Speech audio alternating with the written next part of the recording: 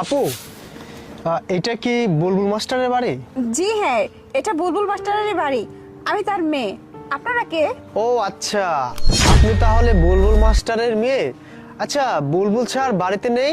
না, আব্বা তো বাড়িতে নাই। ও আচ্ছা, স্যারের একটা আমাদের সিগনেচার লাগতো।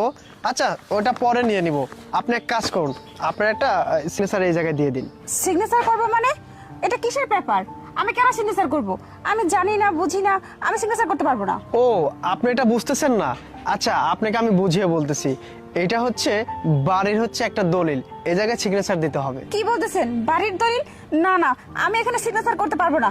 ভাই ভাই, আপনাদের দুইটা পায়ে পড়ে ভাই, আমাদের এই ভাঙাচোরা একটাই থাকার শেষ সম্বল, এটা আপনারা লিখে নিয়েন না। আরে না, আমি কেন আপনাদের এই ভাঙাচোরা বাড়ি লিখে নিব?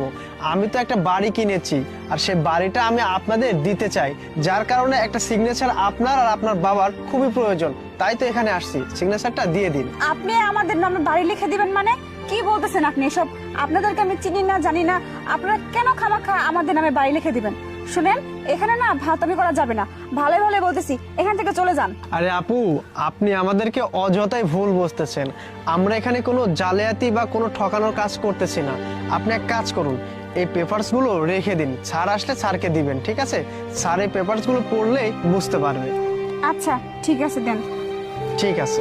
আচ্ছা, এই শুনেন, আপনারা কে? বাবা যদি জিজ্ঞাসা করে তাহলে কি বলবো? আপনার নাম কি?